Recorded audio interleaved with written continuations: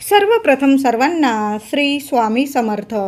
स्वामी महाराजांच्या कृपेने तुमच्या सर्व चांगल्या इच्छा पूर्ण होत ही स्वामींचरणी प्रार्थना करते आणि आजच्या व्हिडिओला सुरुवात करते. तर उद्या 3 नोव्हेंबर 2024 रविवार रोजी भाऊबीज यमद्वितीया हा सण आलेला आहे. जसा रक्षाबंधन मोठा सण, आपल्या भाऊ बहिणींच्या नात्याचा हा सण, प्रेमाच्या नात्याचा हा सण असतो.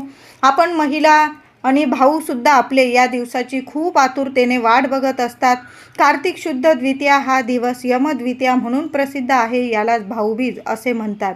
भाऊ बहिणीच्या प्रेमाचा हा दिवस असतो. या दिवशी बहीण आपल्या भावास आपल्या घरी बोलवते, त्याला मंगल स्नान घालते, गोडधोड पदार्थ करून त्याला जेवण घालते, त्याला ओवाळते. भाऊसुद्धा तिला वस्त्र, अलंकार किंवा पैसे ओवाळणी म्हणून तिच्या ताटात घालत असतो. या दिवशी यमदेवता आपली बहीण यमुना हिच्या घरी जेवण्यास गेले होते, म्हणून या दिवसाचे स्मरण म्हणून या दिवसाला यमद्वितीया असे म्हटले जाते. बघा किती छान दिवस असतात. वर्षातले हे 2च दिवस असतात जेव्हा आपण आपल्या भावाची आतुरतेने वाट बघत असतो. आपण तर आपल्या भावावर इतकं प्रेम करतो, अगदी भाऊ लहान असेल तर आपल्या लेकरांसारखं प्रेम करतो आणि भाऊ मोठा असेल तर तो आपल्या लेकरांसारखं आपल्यावर प्रेम करत असतो. भाऊ बहिणीचं नातं इतकं वेगळंच असतं की या जगात त्या नात्याला काही म्हणजे उपमाच नाही, काही शब्दच नाही. किती पण शब्द दिले तरी अपुरेच आहे. असा हा गोड नात्याचा हा प्रेमाचा हा दिवस असतो भाऊबीज. एकदा का लक्ष्मीपूजन झाली की सगळ्या महिलांना आपल्या माहेरी जाण्याची लगबग सुरू होते. भाऊबीज म्हटलं की एकदम आनंद, उत्साह येतो किंवा भाऊ तरी आपल्याकडे येईल असा मनात आनंद निर्माण होत असतो. तर यावर्षी 3 नोव्हेंबर 2024 रविवार रोजी हा सण आलेला आहे. सुट्टीचा दिवस. अगदी आपण महिलासुद्धा भावाकडे जाऊ शकतो किंवा भाऊसुद्धा आपल्या बहिणींकडं आनंदाने हा उत्सव साजरा करण्यासाठी येऊ शकतात. तर अगदी तुम्हाला जेव्हा जमेल ना तेव्हा औक्षण करता येणार आहे. या दिवशी फक्त 2 तास आपल्याला या दिवशी भावाचं औक्षण करायचं नाही आहे. तर 3 नोव्हेंबर 2024 रविवार रोजी सायंकाळी 4 ते 6 हा राहूचा अशुभ काळ आहे. तुम्ही जर राहूचा काळ मानत असाल, हा अशुभ काळ मानत असाल महिलांनो किंवा माझे पुरुष दादा मानत असाल तर माना तुम्ही हा काळ, नाहीतर संपूर्ण दिवस हा शुभच आहे. राहू काळ हा सायंकाळी 4 ते 6 3 नोव्हेंबर 2024 रविवार रोजी सायंकाळी 4 वाजेपासून ते संध्याकाळी 6 वाजेपर्यंत हा 2 तासाचा हा राहू काळ आलेला आहे, अशुभ काळ आहे. म्हणून भावाचे औक्षण या वेळात या काळात करू नका. तुम्ही मानत असाल राहू काळ तर हा माना राहू काळ, नाहीतर संपूर्ण दिवस शुभच आहे. सकाळपासून दुपारी 3:40 शुभ मुहूर्त आहे. नंतर संध्याकाळी 6 वाजेपासून अगदी 9-10 वाजेपर्यंत रात्रीचा हा शुभच मुहूर्त आहे. संपूर्ण दिवस उद्याचा शुभच आहे. फक्त 2 तास आपण थांबायचं आहे. या अशुभ काळात आपल्या भावाचं औक्षण करू नका. जसा आपण रक्षाबंधनला भद्रा काळ मानत असतो तसाच हा भाऊबीजेला सुद्धा 2 तासाचा राहू काळ आलेला आहे. म्हणून या काळात भावाचं औक्षण करू नका. आपण 2 दिवस असतात आपले महत्त्वाचे, आपल्या भावाचं औक्षण करतो. त्याच्या आयुष्यात सुख, समृद्धी, आनंद, ऐश्वर सर्व काही जगातले सुख आपल्या भावाला मिळो अशी आपली प्रत्येक बहिणींची हीच इच्छा असते आणि भावाची सुद्धा हीच इच्छा असते की आपल्या बहिणीचं सर्व काही चांगलंच व्हावं, तिचा सुखी संसार व्हावा, तिचे लेकरं बाळं, तिचा पती सर्व कसं चांगलंच व्हावं. म्हणून दोघांनी सुद्धा हा काळ पाळायचा आहे. तुम्हाला पाळायचा असेल तर नक्की पाळा मी म्हणेल. तर या दिवशी भावाला मंगल स्नान जरूर घाला महिलांनो. तुम्ही माहेरी गेला असेल तर तिथंसुद्धा भावाला छान उटणं लावायचं आहे, सुगंधित तेल लावा अंगाला आणि छान असं आपल्या भावाला पाटावर बसून उटणं लावून आंघोळ घालायची आहे. थोडंसं 2 तांबे पाणी तरी आपल्या भावाच्या अंगावर जरूर टाका महिलांनो. त्याचबरोबर आंघोळ झाल्यानंतर तुम्ही सकाळीच जर ओवाळत असाल तर सकाळी पण चालेल. अगदी पहाटेपासून हा शुभच काळ आहे. 3:40 दुपारी 3:40 संपूर्ण दिवस हा शुभच आहे. फक्त 4 ते 6 हा 2 तासाचा कालावधी जाऊ द्या. भावाला छान पाटावर बसवा. पाटाभोवती छोटीशी रांगोळी काढायची आहे. त्याचबरोबर तुम्ही सुद्धा आसन घेऊन बसायचं आहे भावासमोर. ताटामध्ये हळदी, कुंकू, अष्टगंध, 1 सुपारी, 1 रुपयाचं नाणं, 1 अंगठी सोन्याची किंवा काहीतरी कानातलं वगैरे काहीतरी घेतलं तुम्ही ओवाळायला तरीही चालेल.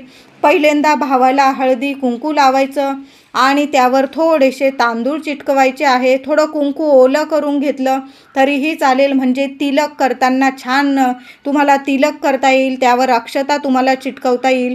भावाच्या डोक्यावर सुद्धा थोड्याशा अक्षता टाका. 1 सुपारी, नाणं आणि अंगठी एकत्र घेऊन भावावरनं 3 वेळा घड्याळाच्या दिशेने ओवाळून घ्यायचं आहे आणि मग भावाचं औक्षण करायचं आहे. औक्षण करताना तेलाचाच दिवा वापरायचा आहे. तुपाचा दिवा फक्त देवी देवतांना ओवाळताना वापरायचा आणि तेलाच्या दिव्याने मनुष्याची म्हणजे व्यक्तीची ओवाळणी करायची असते. अशा साध्या सोप्या पद्धतीने भाऊ औक्षणाला बसेल तेव्हा भावाने टोपी वगैरे जरूर घालायची आहे डोक्यावर. असं डोक्यावर रुमाल किंवा टोपी अवश्य घाला. महिलांनी सुद्धा छान असे धुतलेले स्वच्छ वस्त्र परिधान करायचे आहे. कोरी साडी वगैरे असेल तर मी म्हणेल जरूर भावाला औक्षण करताना त्यावेळी घालायची आहे आणि छान असं तयार होऊन भावाचं औक्षण करायचं आहे. अगदी आनंदाचा हा सण असतो. जसं रक्षाबंधन आपण आनंदाने साजरा करतो तशाच पद्धतीने आपण हा सुद्धा म्हणजे भाऊबीज सुद्धा आपण अगदी आनंदाने साजरी करत असतो. बहिणीने भावाचं औक्षण झाल्यानंतर 1 नारळ, त्या नारळाला लाल पिवळा करधोडा मिळेल तुम्हाला बाजारात. 1 करधोडा आपल्याला लाल पिवळा करधोडा त्या नारळाला गुंडाळून द्यायचा आहे. 4-5 वेढे तुम्ही त्या नारळाला गुंडाळा आणि मग तो नारळ शेंडी भावाकडं आली पाहिजे अशा पद्धतीने भावाच्या दोन्ही हात भावाला करायला सांगायचे आणि तुम्ही दोन्ही हाताने त्याच्या हातात नारळ द्यायचा आहे. हा नारळ म्हणजे प्रत्यक्ष श्री हरी विष्णू माता लक्ष्मींचं प्रतीक आहे. तुमच्या भावाच्या आयुष्यात कसलीच कमतरता राहणार नाही. भावाला सुख, शांती, समृद्धी, आनंद, आरोग्य, ऐश्वर, वैभव प्राप्त होईल. त्याच्या लग्न, संतान म्हणजे त्याच्या ज्या इच्छा असतील ना तुम्ही त्या नारळाच्या रूपात त्याला देत आहात असा याचा अर्थ होतो. म्हणून प्रत्येक बहिणीने उद्या 1 नारळ 20-25 रुपयाचा 1 नारळ भावाच्या हातात जरूर द्या. भावाला तुम्ही काही नाही दिलं ना तरीही चालेल. फक्त 1 लहानसा धागा गुंडाळून 1 नारळ भावाच्या हातात जरूर द्यायचा आहे आणि भावाने सुद्धा बहिणीला काहीतरी छान ओवाळणी घालायची आहे. तुम्हाला खिशाला परवडेल ना, अगदी सोनं नाणं दिलं तुम्ही बहिणीला, तुम्ही जर तिला छान वस्तू गिफ्ट भेट म्हणून दिली तर तुम्हाला वर्षभर कशाला कमी पडणार नाही. कारण जो भावाकडून आपल्याला आहेर मिळतो, माहेरचा आहेर, तो बहिणीसाठी इतका प्रिय असतो की तिला जगातलं कोणी कितीही काही दिलं पण वर्षातले हे 2 दिवस जर माहेरून हा आहेर आला तिला तर तिच्या जीवनात सर्व सुखांची तिला प्राप्ती होते. ती इतकी म्हणजे मनाने आनंदी होते आणि तुम्हाला भरभरून आशीर्वाद देते की तुमच्या जीवनातले सुद्धा सर्व संकट एका क्षणात मिटून जातात.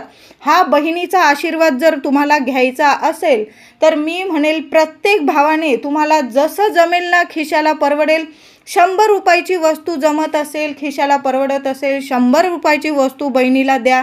1000ची जमत असेल, लाखोची जमत असेल, बहिणीला जरूर द्या. उद्या तिचा हा आनंद तुम्हाला तिच्या चेहऱ्यावर दिसेल आणि तोच आनंद तुम्हाला तुमच्या जीवनात सुद्धा म्हणजे वर्षभर तुम्हाला काहीच कमी राहणार नाही.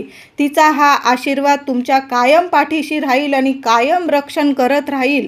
तर नक्की भावाने बहिणीला काहीतरी ओवाळणी द्यायची आहे. छानशी साडी घेऊन द्या तिला. ती इतकी आनंदी होईल आणि भरभरून तुम्हाला सुद्धा मिळत राहील. त्याचबरोबर भावाने बहिणीचे पाय पडायचे आहे. तुमच्याकडं जर ही परंपरा असेल, आमच्याकडं आहे की मोठा भाऊ असला तरी मोठा भाऊ वहिनी आपल्या लहान नंदेचे वगैरे तिच्या लेकरा बाळांचे सुद्धा पाय पडत असते. कारण म्हणतात ना, नणंद भाच्यांचे आशीर्वाद घेतले तर त्या भाऊ भाऊजाईला कधीच कसली कमी पडत नाही. आमच्याकडं अशी परंपरा आहे, ज्याची त्याची परंपरा. तुम्ही मोठे असाल भाऊ तर बहिणीने तुमचे पाय पडले तरी चालेल, आणि बहीण मोठी असेल तर भावाने पाय पडले तरी चालेल. प्रत्येकाची परंपरा महत्त्वाची असते. पण नणंद भाच्यांचे आशीर्वाद जीवनात सर्व सुख शांती मिळवून देतात. म्हणून नणंद भाच्यांना कधीच आपल्याला दूर करायचं नाही आहे, कधीच त्यांना हे करायचं नाही आहे. त्यांना नेहमी अगदी आनंदात ठेवा. बघा, तुम्हाला भरभरून देव देत राहील. तर उद्या यमद्वितीयासुद्धा आहे. महिलांनो, भावाचं औक्षण करून झाल्यानंतर तुम्ही जरी माहेरी गेला असेल किंवा भाऊ तुमच्याकडं आला असेल आणि खूप धावपळ असेल तर काय करायचं आहे, यमद्वितीया आहे उद्या. भावाला ओवाळण्यासाठी सुद्धा तुम्हाला कणकेच्याच दिव्याचा वापर करायचा आहे. 2 मुटके तयार करून घ्या. 1 कणकेचा दिवा तयार करून घ्यायचा आहे. त्याच्याबरोबर पुन्हा तुम्हाला 1 दिवा तयार करायचा आहे. तुम्ही पीठ भिजवताना एकत्र पीठ भिजवलं तरीही चालेल. औक्षणाच्या दिव्याचं पण पीठ आणि यमद्वितीयेचा आता मी तुम्हाला 1 दिवा सांगणार आहे, तो आपल्या भावासाठीच लावायचा आहे आपल्याला. तर पीठ मळून घ्यायचं आहे. तुम्हाला कणिक मळताना चिमूटभर हळद टाकून घ्यायचं आहे. मीठ वगैरे टाकू नका. तर असे 2 दिवे तयार करायचे आणि दोन्ही दिव्यांशेजारी तुम्हाला 2-2 मुटके तयार करायचे आहे. कळलं असेल माझ्या सर्व मैत्रिणींना. भावाला ओवाळण्यासाठी 1 कणकेचा दिवा, कणकेच्या दिव्याशेजारी 2 मुटके आणि यमद्वितीयेचा आता मी तुम्हाला 1 दिवा लावायला सांगणार आहे. तो दिवा बनवायचा आणि त्याच्या शेजारी सुद्धा तुम्हाला 2 मुटके बनवायचे आहे. तर आपण हे मुटके तसेच ठेवून देतो दिव्याबरोबर. तर तसं करू नका. दोन्ही मुटके हातात घ्यायचे आणि भावावरून जसं आपण सोनं सुपारी ओवाळून टाकतो 3 वेळा, तसेच हे मुटके सुद्धा 3 वेळा भावावरून उतरवून घ्यायचे, ओवाळून घ्यायचे, पुन्हा त्या दिव्या शेजारी ठेवून द्यायचे आणि मग भावाचं औक्षण करायचं असतं. ही जुनी परंपरा आहे. मुटके तसेच ठेवून देऊ नका. नुसते केले आपण आणि त्याचा वापर करायचा नाही असं नाही. त्या मुटक्यांनी सुद्धा आपल्या भावाला ओवाळलं तर भाऊ खूप सुखी आणि समृद्धी होतो. त्याच्या जीवनात त्याच्या प्रत्येक इच्छा पूर्ण होतात. जे काही अकाली संकट असतं तर ते संकटांसुद्धा त्याचा बचाव होतो. यमदेवता म्हणजे यमदेवतांना सुद्धा आपल्याला आता 1 दिवा लावायचा आहे. भाऊबीज आहे. तर काय करायचं, रात्री 8:21 ते रात्री 11:34 1 कणकेचा दिवा, शेजारी 2 मुटके, त्यात 1 दुहेरी वाट ठेवायची. तिळाचं किंवा मोहरीचं तुमच्याकडं जे तेल असेल ते घ्यायचं. एका ताटलीत हा दिवा ठेवायचा किंवा एखाद्या कागदावर पानावर ठेवला तरीही चालेल. आणि तो दिवा प्रज्वलित करताना घराबाहेर जायचं आहे.